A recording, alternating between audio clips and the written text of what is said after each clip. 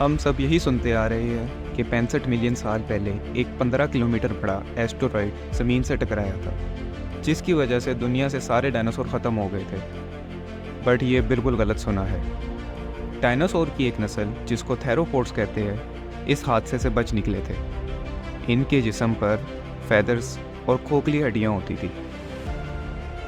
ये उस धमाके से काफ़ी ऊपर उड़कर बच गए होंगे, और बहुत से साइंटिस्ट ये मानते हैं कि थेरोपोड्स आज बर्ड्स में इवॉल्व हो गए हैं, यानी कि डायनासोर आज भी हमारे साथ रह रहे हैं। बट एक यही इकलौती बात नहीं जो आपसे डायनासोर के बारे में छुपाई गई है, जैसे कि वो स्पीशीज़ जो असल में थी ही नहीं।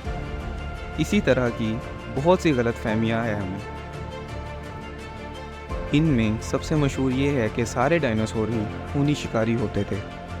हकीकत में कुछ के ऊपर तो पंख भी होते थे, जैसे कि थेरोपोड्स।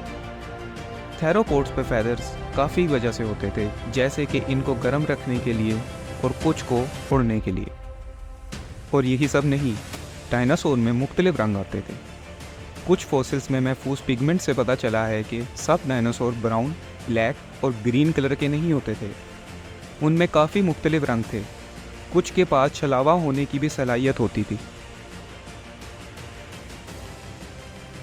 और सब की खाल एक जैसी नहीं होती थी, बल्कि मुख्तलिफ डायनासोर्स पे मुख्तलिफ खालें होती थी।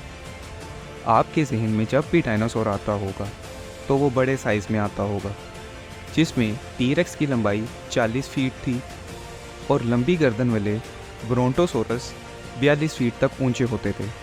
लेकिन सारे डायनासोर ही साइज़ में बड़े नहीं होते थे, जबकि कुछ तो इतने छोटे होते थे जितने आजकल के परिंदे होते हैं। एक छोटा सा डायनासोर माइक्रोरैप्टर होता था। ये छोटी सी चीज़ एक कौवे के साइज़ जितनी होती थी, जिसके पर और पंख भी होते थे, जो इसे एक परिंदा जैसा बनाती थी। ब्रोंटोसोरस एक सबसे मशहूर डायनासोर में से एक है, जिनकी लंबी गर्दन और लंबी दुम होती थी। सबसे पहले आपको इसका ख्याल आता होगा, लेकिन आप जानते हैं ये आज भी हैं। 19वीं सेंचुरी में ब्रोंटोसोरस को गलती से एपेटोसोरस क्लासिफाई किया जाता था, जो कि दोनों अलग स्पीशीज़ हैं। लेकिन 2015 में रिसर्च के बाद ब्रोंटोसोरस को एक अलग डायनासोर मुंतखब किया गया। जैसे प्लूटो को कभी हम प्लैनेट कंसीडर करते हैं, कभी नहीं। इसी तरह डायनासोर कम्युनिटी में भी कुछ डाउट्स हमेशा रहते हैं। जुरासिक पार्क जैसी मूवीज़ में दिखाया जाता है कि ट्राइनोसोरस रेक्स सबसे ज़्यादा ख़तरनाक और जानलेवा डायनासोर है, जो अपने रास्ते में आने वाली हर चीज़ बर्बाद कर देता है, और ये कि वो अपने शिकार को सिर्फ तभी देख सकता है जब उसका शिकार कोई हरकत करे। ये भी बिल्कुल गलत है, जबकि टी-रेक्स को उसकी तेज़ आंखें उसको और भी ख़तरनाक बनाती है, जिससे वो अपने शिकार को दूर से भी आसानी से देख लेता था। टी-रेक्स की आंखें सामने की तरफ होती है, जिससे वो अपने शिकार का फासला आसानी से पता लगा लेता था। टी-रेक्स भी इंसानों की तरह 3 डायमेंशंस देख सकता था। मॉडर्न साइंस तो ये कहती है कि टी-रेक्स की आंखें आज के परिंदों से भी तेज़ होती थी। डायनासोर की सब नस्लें एक ही टाइम पे नहीं हुआ करती थी। मेसोज़ोइक एरा, जिसको हम एज ऑफ डायनासोर्स भी कहते हैं, टोटल 180 मिलियन ईयर्स का था। इसमें टोटल 3 पीरियड्स थे: ट्राइएसिक, जुरासिक एंड क्रीटेशियस। और सब डायनासोर अपने अपने पीरियड में हुआ करते थे। इन 180 मिलियन सालों में कुछ डायनासोर न्यू स्पीशी में इवॉल्व हो गए और कुछ एक्सटिंक्ट हो गए। सबसे मशहूर डायनासोर जैसे कि स्टेगोसोरस और टी-रेक्स दोनों अलग अलग पीरियड्स में हुआ करते थे। टी-रेक्स को गॉडजिला की तरह क्रिएचर दिखाया जाता है, जो अपनी 2 टांगों पर वर्टिकली खड़ा हो सकता है, जबकि ये हमें बिल्कुल गलत दिखाया गया है।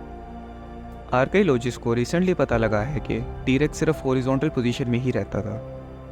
इसकी दुम ऊपर को उठी रहती थी, जो इसको बैलेंस करने में मदद देती थी। टी-रेक्स को वर्टिकली खड़ा सिर्फ हॉलीवुड मूवीज़ में ही दिखाया जाता है। आर्कियोलॉजिस्ट को अभी तक 1000 टाइप के डायनासोर्स के फॉसिल्स मिल चुके हैं, जबकि अभी हज़ारों और मिलना बाकी है। कुछ रिसर्चर्स कहते हैं कि अभी सिर्फ 30% नस्लें ही दरियाफ्त हुई हैं। कुछ टाइम की वजह से हमें नहीं मिल सकी, और कुछ की नस्लें जहाँ रहती थी वहाँ माहौल की वजह से उनके फॉसिल्स नहीं बने होंगे।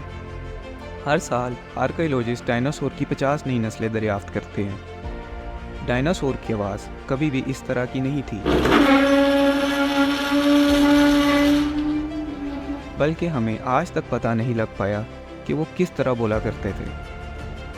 उनके फॉसिल्स में मौजूद सॉफ्ट टिश्यूज़ जैसे कि वोकल कॉर्ड्स वक्त के साथ ख़त्म हो जाते हैं, जो इसको और मुश्किल बना देती है पता लगाना कि इनकी असल आवाज़ कैसी थी।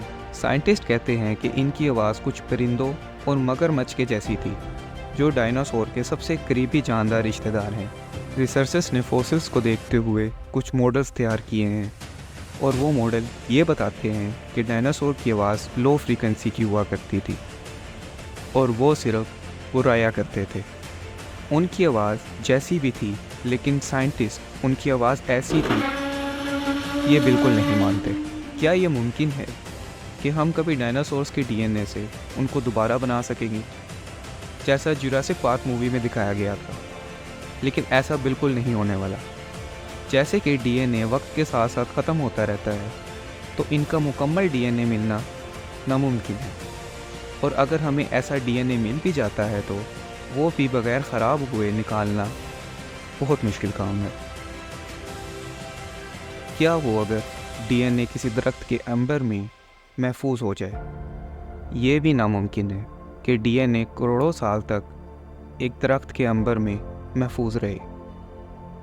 शुक्र है कि आज के दौर में डायनासोर्स नहीं होते, वरना क्या कुछ हो सकता था।